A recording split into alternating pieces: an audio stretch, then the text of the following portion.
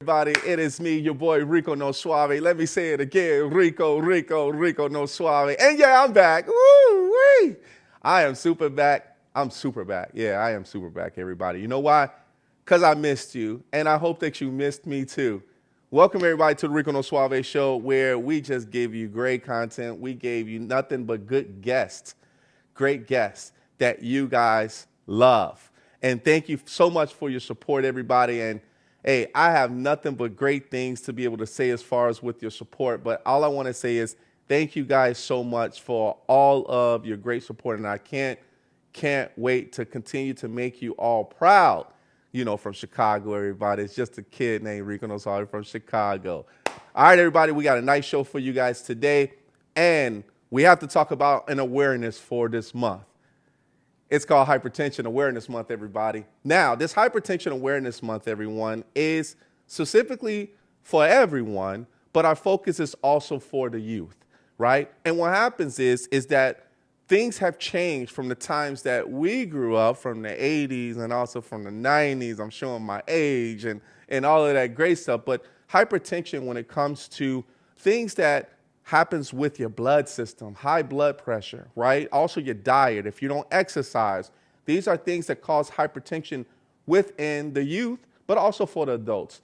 The one thing that we also have to remember is this: the youth is the future, right? And we have to make sure that we continue to give them some guidance, right? Give them some education in regards to how to take care of themselves. Now, of course, things are hereditary, right? As well, too. We have families that actually have diabetes, or cancer may run, right? But also high blood pressure do run as far as within the family. So we have to be able to teach the youth and let them know, hey, this runs in the family, so you're going to need to basically have that checkup as well. So this is Hypertension Awareness Month for the youth, and I'm super happy that I said it. Of course. Let's go. Yeah. All right, everybody. I got to introduce this lovely lady. And when I say I have to introduce her, because big shout out to Beatrice Davis for actually having her here as far as with us. Thank you, Beatrice. This young lady is actually a former president of Def Jam Recordings, as well as she is also the chairman of the Universal Hip Hop Museum. Let's go. Hip hop will always be alive, and you know hip hop has always been in my system when I had my Kango and I had my Adidas outfit on. And you know, back in the day when I used to break dance, but this lady has actually been taken over and has done so many great things as far as from a legendary status. I want you guys to stand up, put your hand to your heart, blow her a kiss. This is Nana Ashhurst. Let's go. Nana, are you there? Here. I think we don't have her yet. Are you there? I'm here. All right, let's go. Let's go. How you doing? I'm good. I'm good. How are you? Oh, I'm super happy to be here. I'm super happy to be here with you, live, ready to go. And you know, it's this is just me. I'm just that natural high, and I want you to enjoy yourself on this show today. Are you ready? Thank you. I plan to. Let's go. Do you have any shout outs up to anybody that you have out there that you want to say hello to? My shout out to my family. We just spent a week in Charleston at the beach, in a beach house, 10 of us, in a great big house with a pool and right on the beach. And we're just getting back today. So I'm so happy to see everybody, have people check in today. Nice. You said beach house, right? Yeah, beach house. Yeah. Out the Palm Beach in Charleston. I got to get to know you more. I need the beach house love in my house. You know what I mean? I need that love. That is awesome. That is awesome. Super happy, man. So let's get it on, Nana. I'm super happy to have you. Let's talk about the entertainment, because, you know, before we get into the Def Jam piece, there's always a place where we start. So when it came to entertainment, where did Nana start at? Well, I actually started as a documentary filmmaker and an independent filmmaker in Boston. But then I went to Grenada to help set up a television station there. It was a revolutionary government, black government, and in the Caribbean. and I got to help set up a television station there. And that really taught me how to start something from scratch and how to build something, an institution from scratch. And that was a lesson that I was able to take with me into my return to the United States. I started working for a small organization, the Film Fund, which was a foundation that gave money to people who made independent films and television. And there I was building an institution there. And I had a big event, a tribute to Harry Belafonte, which was a huge thing at the Ziegfeld Theater in New York. And I discovered that I really liked working with artists, with performing artists. And so I started talking to everybody I knew who had anything to do with the entertainment business to figure out how to get into the business. Yeah. And one of the people who I knew was a man named Bill Adler. He had been a music critic in Boston at the Boston Herald, and I knew him from my Boston days. I went to visit him, and he was working at Rush Artist Management and Def Jam. And he hired me as his assistant. I became the publicist assistant. And that's how I started at Def Jam as a publicist assistant. You know, I think is the radiant piece of your name, did that come out when you were actually going and socializing with different people, getting in the industry? Did you feel like you had that magnetic piece? It was a name I gave myself. It was like what I wanted to be, and I wanted to be radiant. So I named myself that. Let's go. Let's go. Yeah. Yes, yes. And when I started at Def Jam, it was summer break, and it was a Run's House tour. Run DMC was the headliner, Public Enemy, LL Cool J, and Jazz Jeff and the Fresh Prince were on the bill. And we did 70 cities around the country on the bus. And so that was my first experience at Def Jam. And then I was supposed to be just a summer job.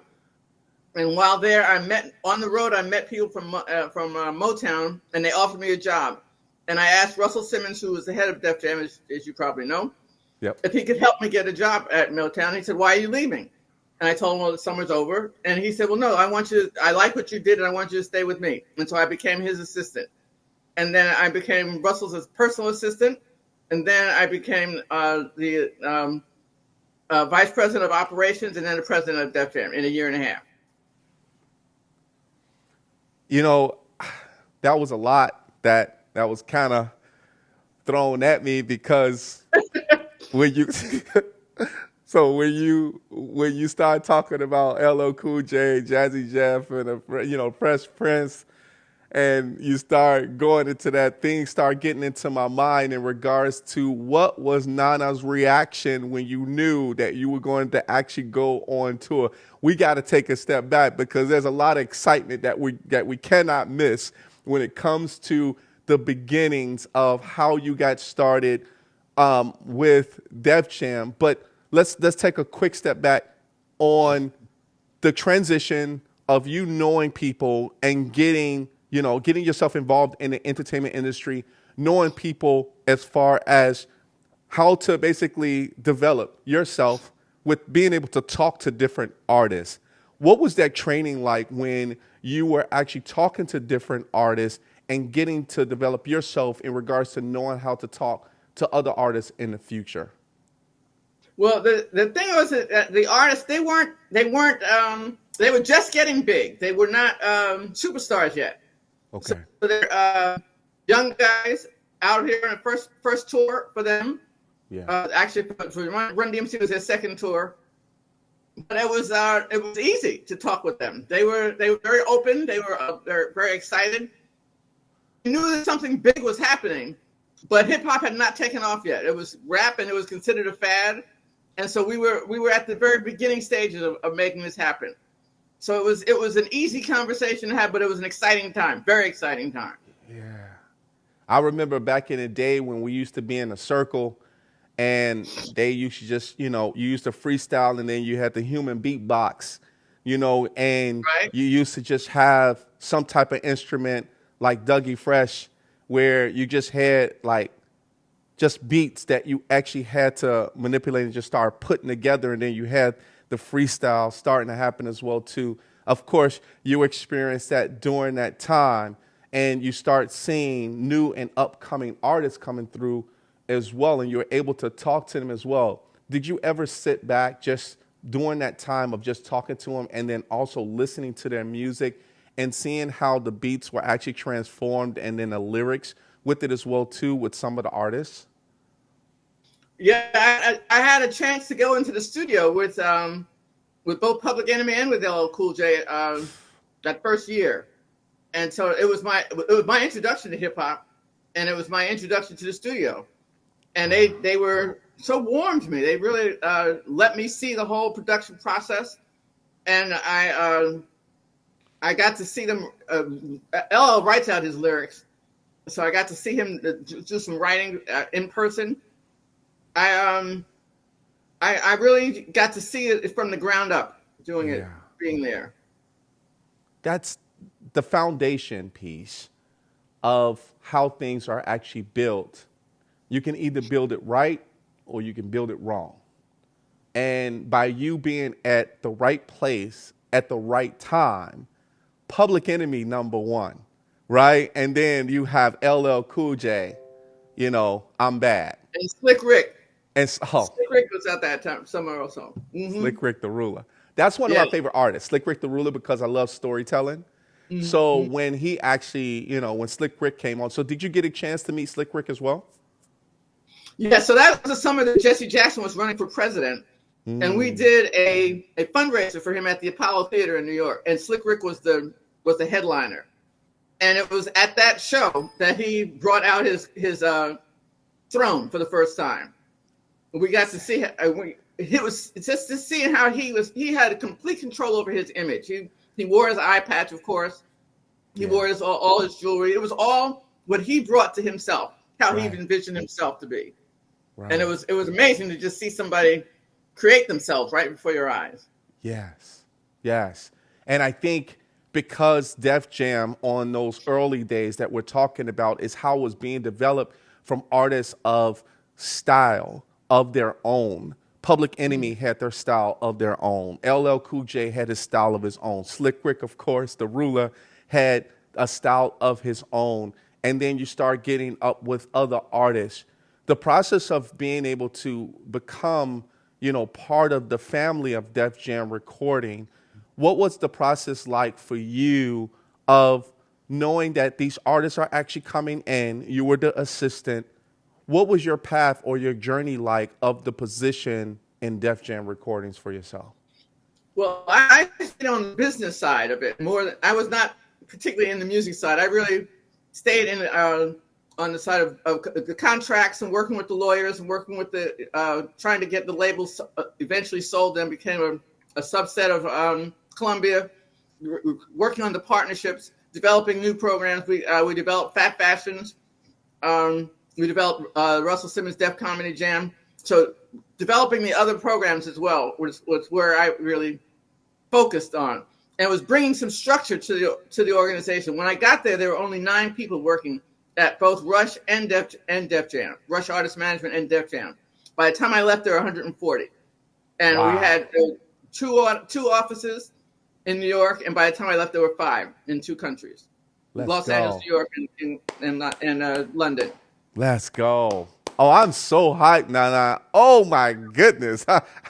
It's like I'm living through the moment right now. It's super awesome to be able to hear this and what you have built from the business side. Now, of course, even on the business side, you being able to work with Russell Simmons, but also from the business side, there's an ending product, of course, when contracts are being signed, and also the business of what Def Jam Recordings is all about. And we can call it outings if we want to, from a business standpoint. Yeah, it's an outing that we're going to a concert or anything like that. What were did you also, when contracts was actually signed or business was being done with artists, were you able to go and see kind of like the beginning of that project? I know you was on tour, but were you able to go to concerts as well? Oh yeah. It was quite a life. It was when partying becomes part of your workday. It was wonderful. You had to go out every night to see the clubs and see what the kids were doing, see what records were playing, what was working in the clubs and what wasn't. Yeah. So I spent a lot of time hanging out with the artists and hanging out with the music culture hip hop culture is a community, a real community, Right. and it was watching it grow was an amazing thing. I come out of a political background, activist background, so it was somewhat different, but it was still to see black people creating music that was taking over the world was just amazing. Yeah. Yeah. And I think because there was such a staple, but that was also during a time of where Public Enemy made a stance for different subjects, such as building a community like X Clan, right? X Clan and those guys when it was around that time. And then you start, getting into kind of that R&B hip hop, kind of with a little bit with LL Cool J, I Need Love, you know what I mean? And then you start having, Slick Rick, where of course it's storytelling, and then of course other artists. So what was the other artists during the time that you were actually there that the artists you were able to see grow as well?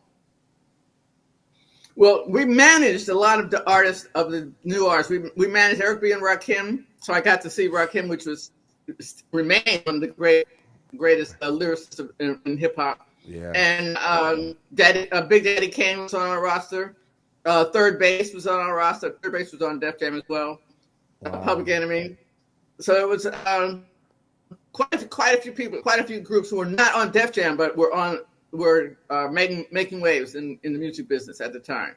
And then our artists started working with other people. So the Bomb Squad, who was the producers for Public Enemy, began to work with NWA. So we got to work with them for a while. So it was a lot of interaction between groups. The East Coast West Coast beef didn't later. Right. Yeah, I was gonna ask you about that. I was gonna bring that up because I wasn't sure, if if I need to sign an NDA or something. But I was, when it came down to the East and West, and I really don't want to focus on that because, of course, that, we knew what was going on as far as with that beef. And, when people say don't bite my rhymes and don't copy me, be unique, be yourself, or we are better than you. But focusing on Def Jam recordings itself, when of course, from the business side and also working with Russell Simmons, there was also the acting part where hip hop artists started making movies as well. Did Def Jam also have a piece in some of the movies that some of the artists were actually, performing? Yeah, in movies? our artists were in Juice. Our artists were in the film Juice. In fact, there was a film. Why am I blanking on the name? That was made. Were they in Crush Groove? Was Crush Groove? Thank you. Okay. Crush Groove was made about Russell. It was made about him. So, Okay. And so that was first, and then Tougher Than Leather that Run DMC did. Yeah. Right. So there were several that we were involved in, but our artists were on several soundtracks. Yeah. Yeah. And I remember Juice, and also, of course, Crush Groove, one of my favorite as well. And with Run DMC, and of course, when LL Cool J, I think that was like iconic. That was legendary when he came in with his radio and just tore it up, Right. man. I think we all went crazy, when we saw him just start going. Of course, we're imitating him as well, too, because we watched it so many times. And I think, being part of that, did Def Jam recordings ever want to get into the movie industry? We did. We in the early '90s, we did several films with Russell did some films in Hollywood with Bill Bellamy starred in them in one, and I'm blanking on the name again. No worries. But it's all good. Yeah, no worries. And Booty Call, we were engaged. We were involved. Booty Call, yeah, I remember. That was a funny movie. Yeah, that was awesome. Did you get a chance to meet some of the main actors also for when in the movies, such as Booty Call? Did you get a chance to meet some of the actors as well? Yes, we did. So we worked with Spike Lee on Do the Right Thing. Nice. because Public Enemy did the anthem for that film, Yep. and so we got to work with Spike, and so through there I met Wesley Snipes, and I met Samuel Jackson, so quite a few people, Bill Nunn. So we did, yes, we did meet quite a few people. Mm-hmm. That had to be proud moments too, right? I mean, Yeah. you gotta have those proud moments where you're in the middle of all of this from a business side, of course, but also you gotta feel proud that you're like, oh my goodness, I can't believe I'm here, right? I can't believe it's like things are just going It was, so it well. was interesting because so many black industry didn't want hip hop. We're very cautious about hip hop. We're very afraid of us. It was hard to get on Soul Train. Don Cornelius didn't want the hip hop artists because they didn't want their outfits. They only wore jeans, and he wanted them to be more flashy in their dress.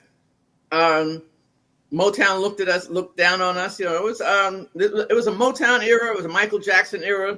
It was a Prince era, and we were coming in. We were the scrappy people coming in. You know, so it wasn't until we started selling 1 million copies that people started paying attention. Well, you know how that is, you know. Yes.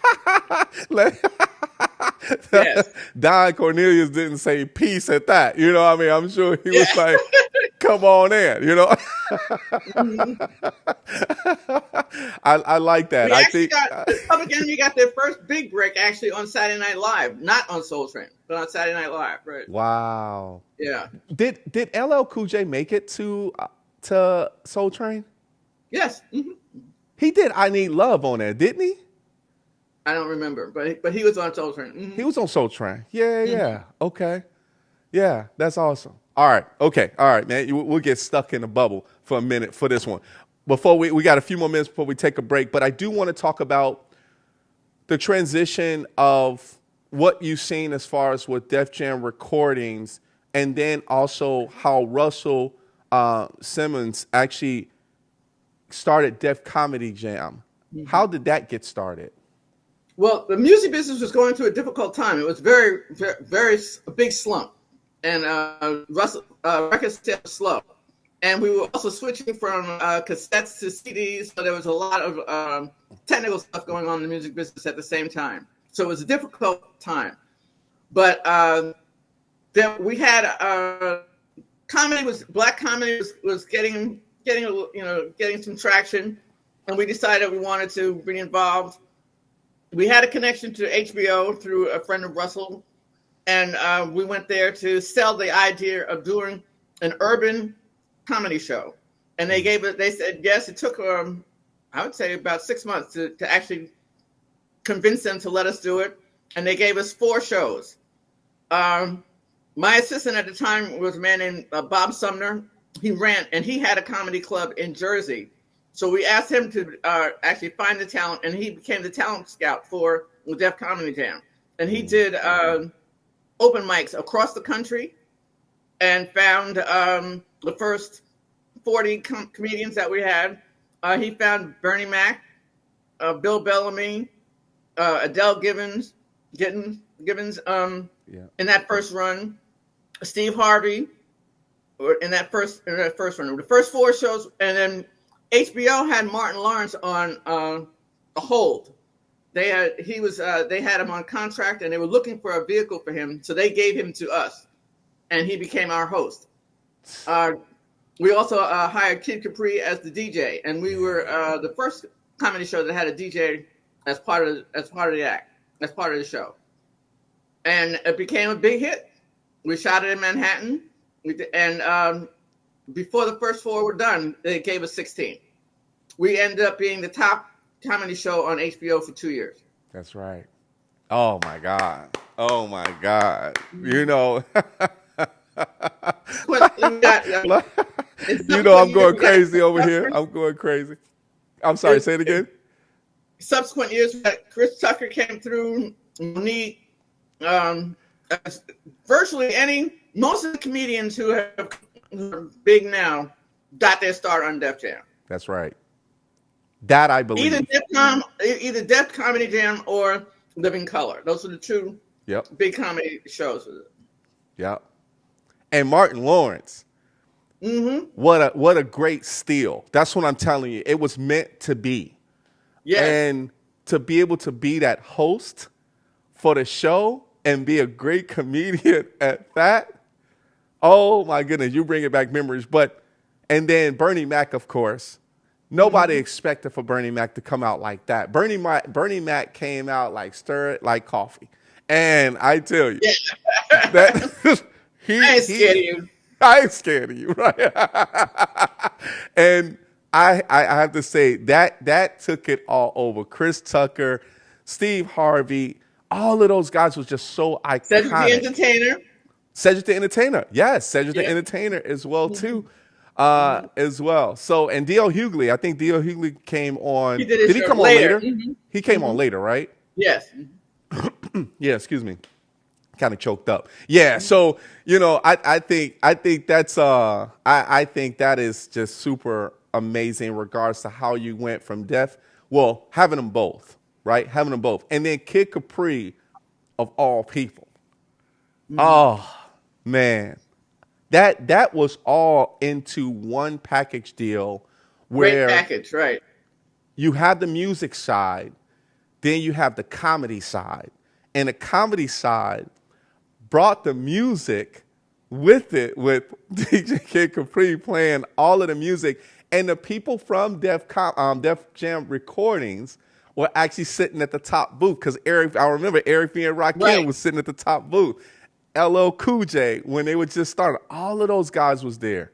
It And became I'm a thing. like, People wanted to come and sit in the balcony and get insulted. They wanted to have Martin insult them on TV.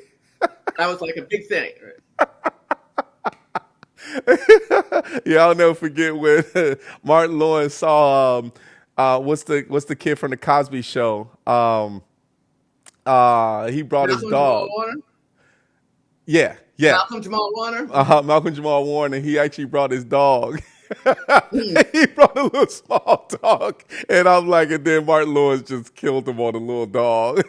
Like, you brought a little dog up here, so I'm like, oh my god, I'm like, this is what we live for, man. But this is what you live for as well too, being in the back end. Now, from a business standpoint, how did that work with Def Comedy? Was it kind of similar in regards to Def Comedy Jam versus Def Jam Recordings when it came to the artists in general?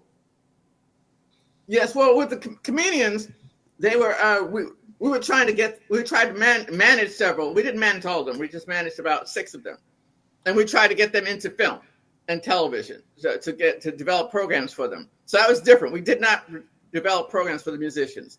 For the musicians, we were primarily focusing on tours and music. So the comedians had a different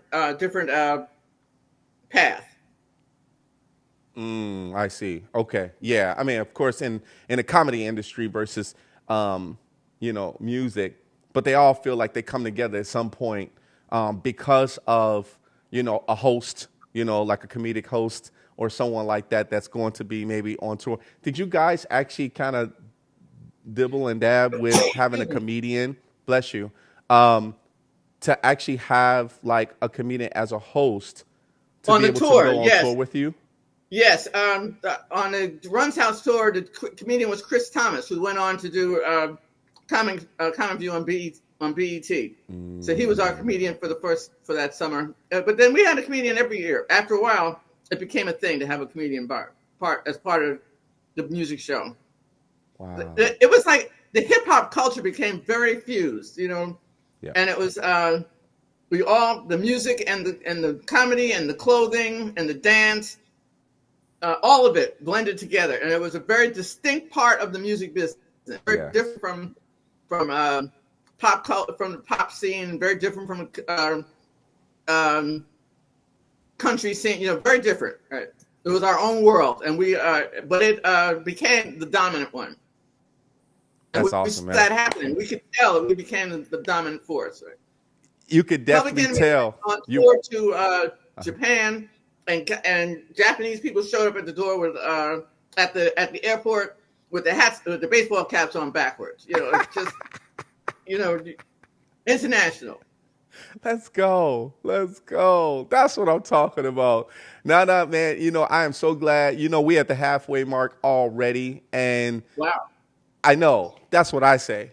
I'm like, we're not done yet. We're not done yet. But we're going to take a quick break. Everybody, you already know we got Nana Ashhurst here, the former president of Def Jam Recordings, and also she's part of the chair for the Universal Hip Hop Museum. Let's go. All right, everybody, we'll be back in 30 seconds.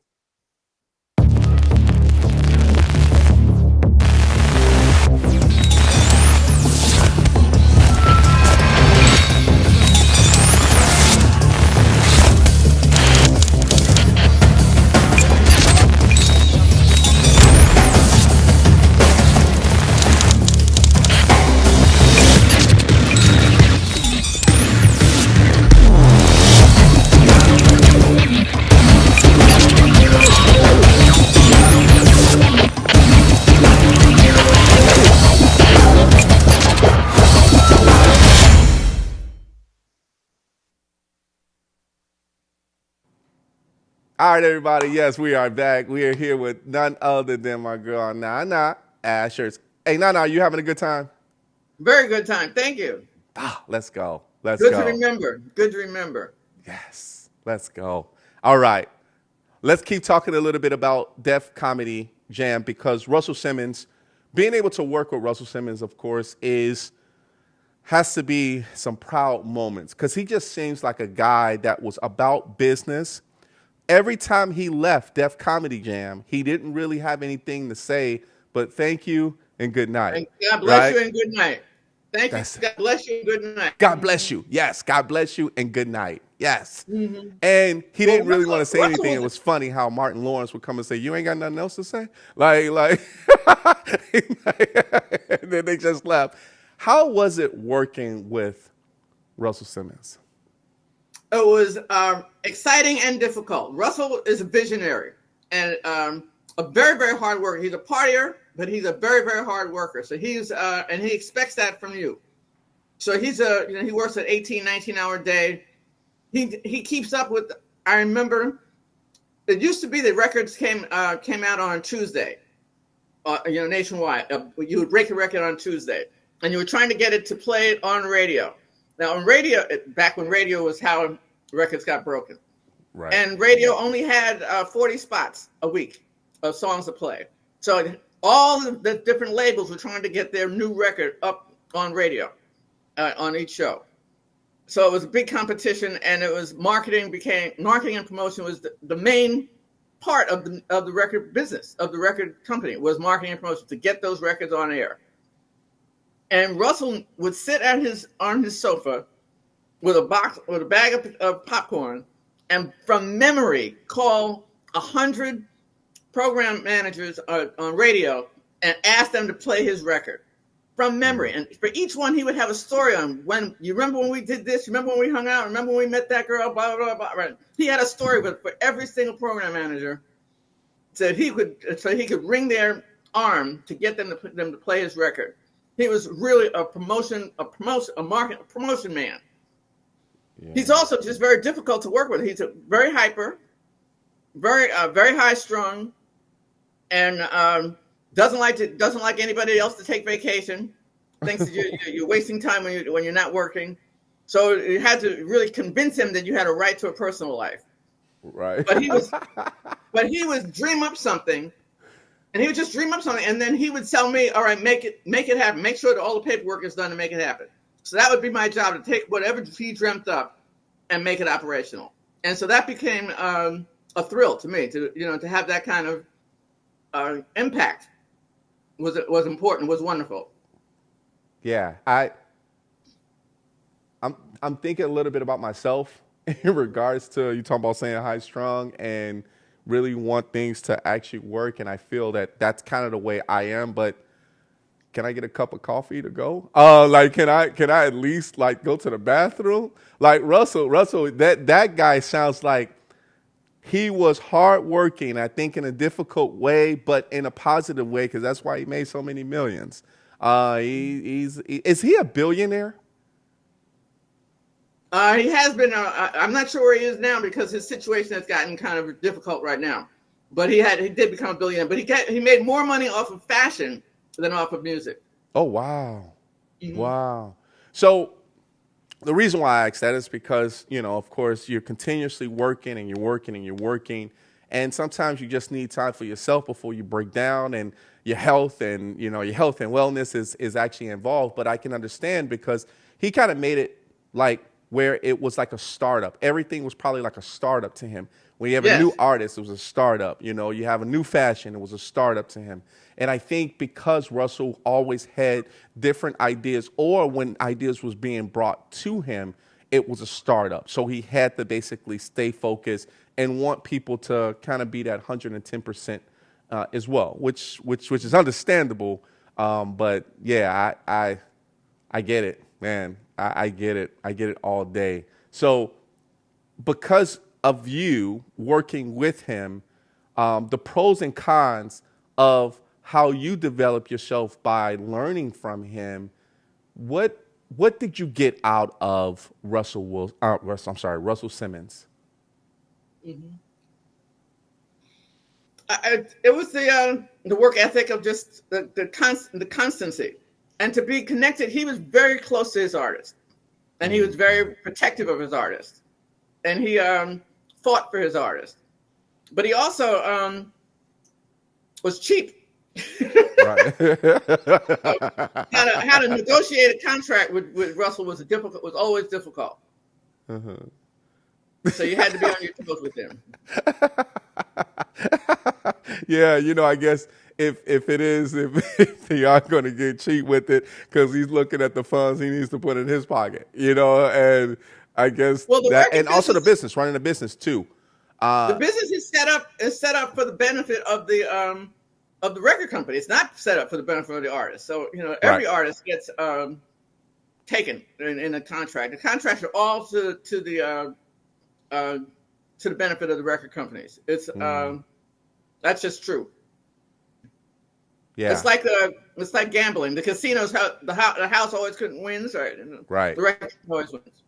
Right. Now, I love the concept because of Def Comedy Jam, as well as Def Jam recordings as well. What were some of the obstacles with being able to multitask and run those two from a business standpoint that you feel that you guys overcame when it came to trying to multitask and hold those both up at the same time? The hardest part really was getting accepted in the Black community. It took a long time for Black people to be willing to embrace hip hop. It was looked down upon as sort of low music, and so that was the hardest part for me. Once we started getting big, though, it switched, and Black people, obviously, we became like the voice of Black America. Right. Chuck D called us the CNN of Black America. Well, it was a long time before that happened. It was very tricky. Black radio didn't want to play hip hop. Black television shows didn't want to play hip hop. I mean, it was very hard. Do you think it had anything to do with talking about what went on in the different communities for when it comes to poverty? Or do you think it was just the style of what hip hop was and the way that it was actually portrayed when the lyrics came out? What do you think that actually... It was the lyrics, and it was the clothing, and it wasn't singing. People were just like, they were used to people singing, and they didn't get that rapping was an art form. It did not feel like an art form. It felt like it came from the streets, and it looked like it came from the streets. Right. And they didn't like it. Wow. Yeah. Wow. Because of, the times of the 70s, the 80s, the 90s, and the fashion that came along with it, and the different things that Def Jam recordings have done where it pertains to hip hop. Now, because of hip hop and the anniversary of hip hop has just 50 passed. Years. 50 years. Amazing. 50 years of hip hop. There comes to history behind that, and you're part of that history, and that's why we have the museum. Now, we that was a need to nice talk. segue. We need to talk about the museum. So, if you can give the audience a little bit of synopsis as far as how did you become the chair on the Hip Hop Museum and what is it all about? Well, I'm the chair emerita of the Hip Hop Museum. I was on the board. I was chair for several years, and now I've moved over to the chair emerita, and I'm on the advisory board. But and my predecessor was Curtis Blow, and he's also chair emerita. All right, so there are Nice. two of us ran the organization. But the executive director is Rocky Bucano, and the museum was his dream. It's been 14 years in the making. It's in the Bronx, and it's a $25 million museum, 52,000 square feet in the Bronx, right off of the East River.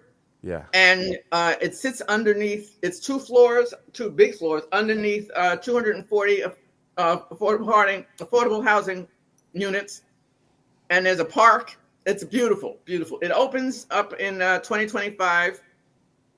And we're building it now, and we've had partnerships with Microsoft and other companies, and it's to preserve our culture. We've got collections from several artists have given us their collections, their clothing, their flyers from the concerts that they gave back in the day. Wow. We have Slick Rick's throne. A lot of artifacts, and so there'll be 2 floors of artifacts in this building. Wow. You know, I need to be there. I need to be there. Nana, we need to be there for the grand opening. You got to let us know when that's going to happen. And when we had the groundbreaking 2 years ago, okay. Fat Joe, LL Cool J, Nas were on there. All right, Slick Rick was there. Yeah, so it was a big day. It hurts because I wasn't there, and and well, you can be there for the grand opening. I got all your tapes. Right. You know, before we take a quick break until we get to our NASCAR moments, Patty Escobar has a question for you. Hello, Patty Escobar. She said, what was it like being a female in a power position in hip hop, which was a male dominated world? Oh, it was hard. It was hard. It was the only thing that made it workable was that I was actually older than most of the other people. I was only 38, but at that time I was the oldest person in the place. Mm-hmm. But to be a woman, there was just the language. You know, people just. It was a very masculine, very coarse culture, and I didn't come from a coarse culture, so it took me. It was difficult to be able to manage it. But because I came from this political background and had a lot of experience with managing funds and working with people, I was able to manage it. But it was really because I was older. Well, that's good because you had more of a stance too, right? Yes. And also being in political, you knew exactly how to debate certain things, but also you knew the business side of things as well, which also is a really great thing for yourself. And I think that's awesome. You know, that's awesome.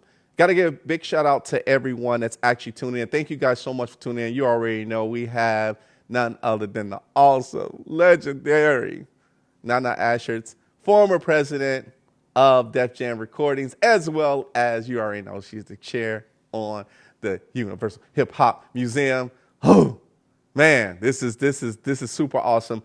Patty Escobar, thank you so much for the question. We got John T. for free checking in. We got Donald Bird. We have Beatrice Davis checking in. We got everybody else checking in. Thank you guys so much. And you know what, Nana? I want you to sit back. I'm going to take you through a little bit of what we call NASCAR moments. All right? I'll see you back in shortly. All right. This is NASCAR Moments, everybody. You already know NASCAR Moments is all about how we start up those engines, get it going, and then we also tell you about the moments that's actually happening for you to stay on top of things. Well, check this out. NASCAR is finally going international to Mexico. Yes, they are going to Mexico next year, June 14th through the 15th. They're going to have the Xfinity Cup Series there in Mexico. Que viva Mexico, cabrones. Yes. So they're going to actually be there, as you can see there. It's, man, so ready for that to be able to happen. And yes, NASCAR, I can't wait for that to happen for next year. That is going to be awesome. And this is a moment, everybody, that you need to prepare for and say you want to be involved as far as with NASCAR. Go and volunteer. Just tell them, hey, I want to go to Mexico. Just help me out. All right, everybody, that is our NASCAR moment. Let's go. Let's get back to Nana.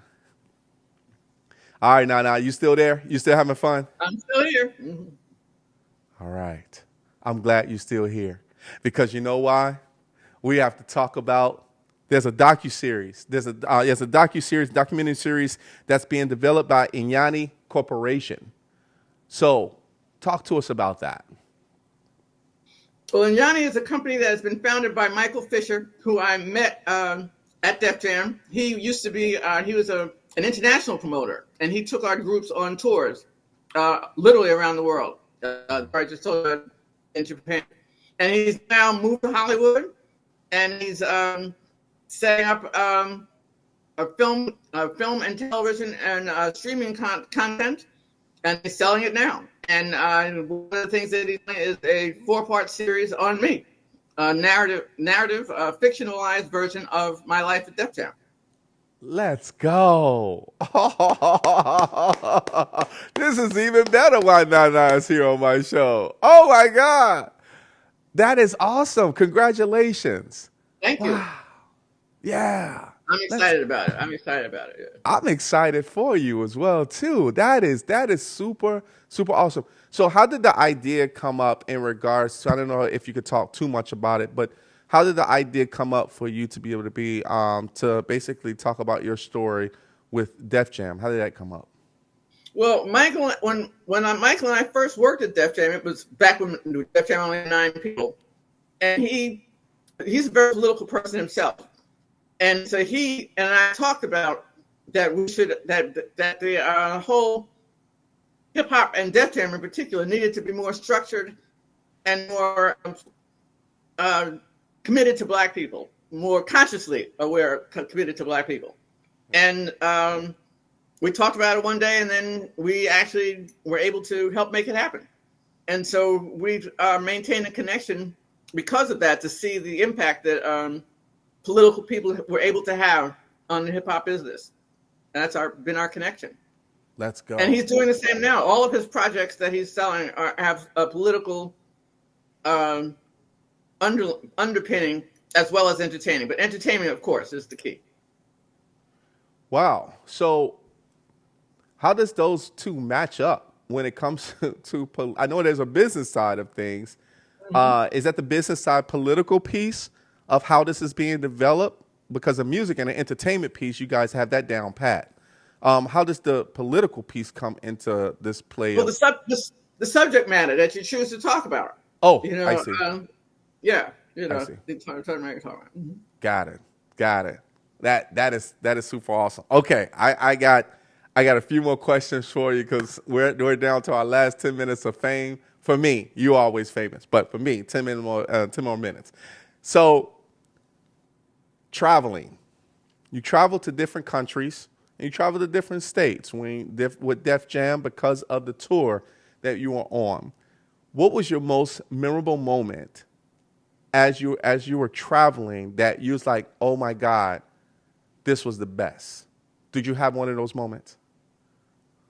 Well, it was actually the first tour, which was the first tour for me in '88, and we did voter registration at every place. We teamed up with the NAACP, and at every city we had a table outside and registered people, and we did a press conference on the local news about it, and we were able to register 40,000 people over the summer.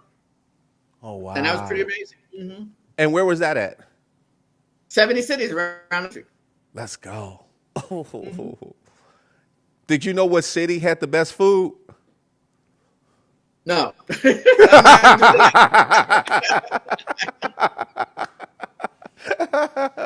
Oh, two things about New Orleans. New Orleans was the first time that I actually saw of became involved with a celebrity. We were in New Orleans. We were at a restaurant, and Daryl, DMC from Run DMC, decided he Yeah. wanted to take a walk.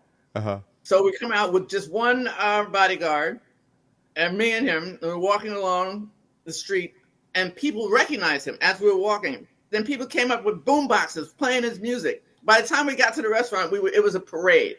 It was a complete parade. That many people were just following him and watching him eat. And that was my first experience of being connected with a celebrity and seeing what they have to go through in their day.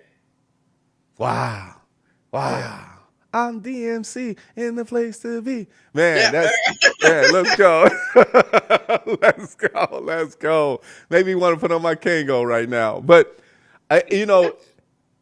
that's also for you to be able to feel that, right? For you to be able to go through that and understand what the artist actually feels when he's going out to be able to, just be among people in general. I mean, there are wonderful things about it. It's like there's nothing like riding around a limo. There's nothing like staying at the Four Seasons. All these things, wonderful experiences, but they come at a cost for the artist.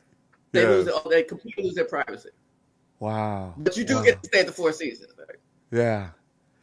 There was not that many sponsors. Oh, how was a sponsorship back then? Because in the 80s, I mean, you had either Coca-Cola, Sprite, Dr. Pepper.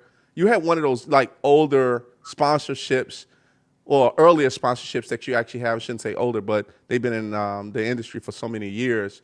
What was the sponsorships like when it came to Def Jam and the artists for events? The first big one was Adidas for Run DMC. They got the first big endorsement deal, and they actually set the tone for endorsement deals for hip hop. That's cool. Yeah. Yeah, that's awesome. I think Run DMC is one of my favorites of all times. And Ron, it's funny how he came Reverend Ron. It was so cool when he actually changed over. You see him wearing where he said, what did you think about when he made that transition? Well, I'm a minister myself, and I became a minister while I was at Def Jam at the end. And Run was actually the person who taught me how to tithe. So he always had a close place in my heart. All right. He was really willing to embrace his Christianity in the hip hop community, and I like that about him. That is super cool. All right. Okay. Well, congratulations on you being a minister. That's awesome. I like that. That is so super cool. I always wondered why, in some cases, of course, God is with us in some form or fashion, but to be able to do that within the hip hop arena and be able to make that transition, I think that was super cool the way he did it because it was unique as well too, right? It wasn't like nobody had to copy him because it was only one Reverend Ron. That was the only one. And then DMC is still DMC. Did you have a favorite artist? Public Enemy. They remain my favorite. Chuck D remains my favorite. Mm-hmm. Yeah. I once had to. One of my jobs was to be Flavor's watch person when we went to the American Music Awards. And, I was just about to ask you about that. Oh my God! First, we went for a photo shoot, and we were warned. We were in Los Angeles, and we were warned: don't wear red and don't wear blue because it's because of the gang. Yeah. He insisted on wearing red. He wore a red outfit. He rented a red Corvette, drove up and down the streets in red outfit, and then screamed out the window. I dare anybody to bother me. But just carried on. He made so much noise in his room in the hotel that people thought he was having a party. It was him by himself.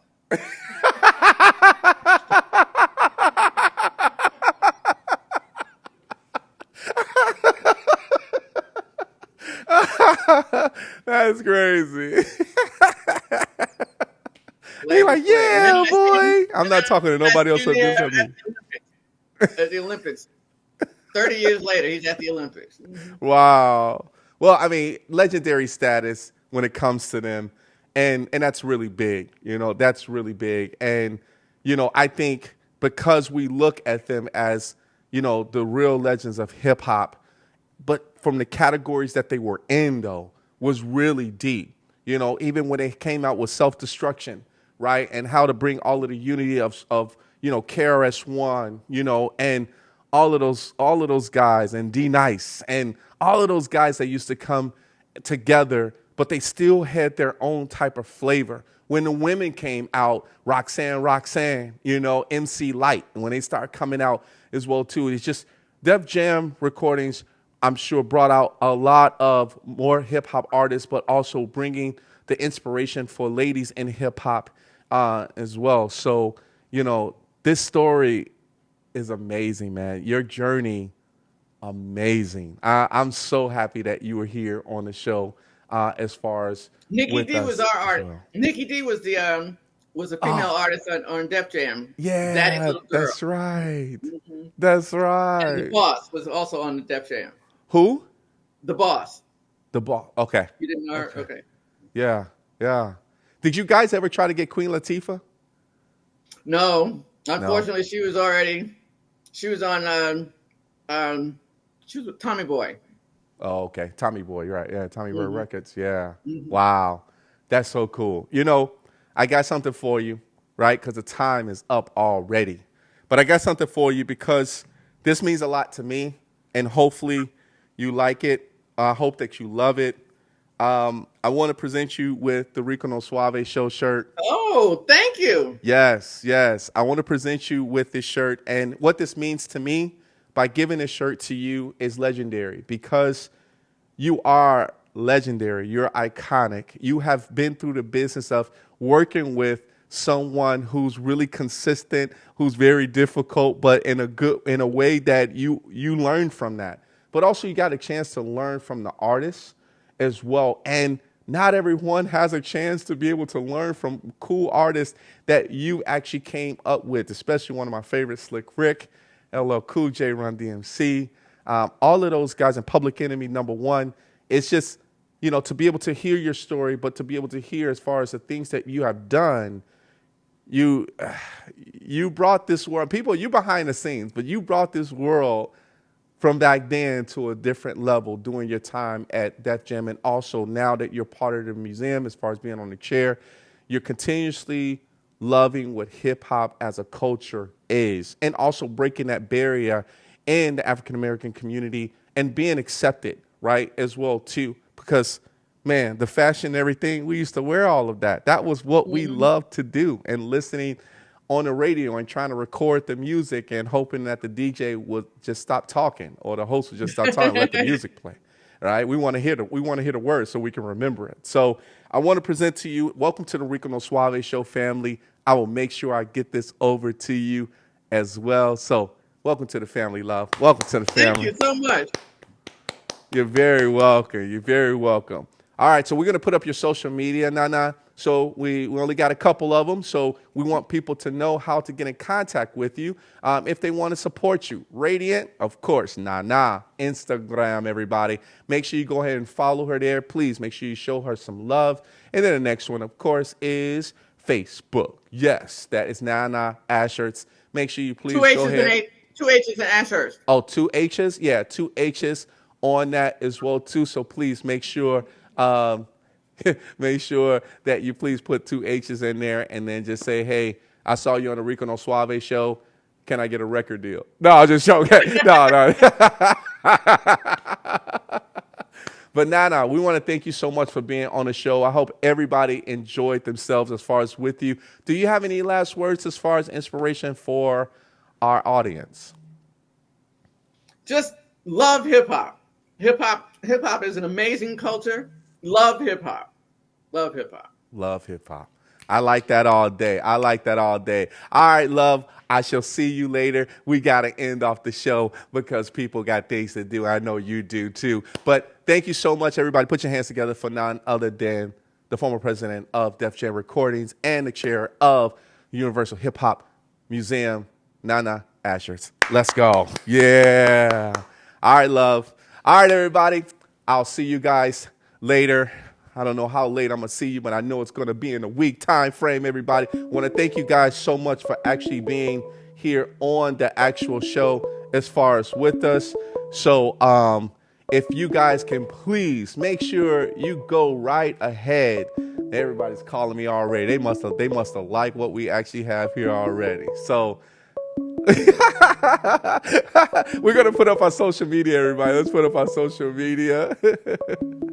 So our social media is www.riconosuaveshow.com. Yeah, they always calling me around here. That's okay.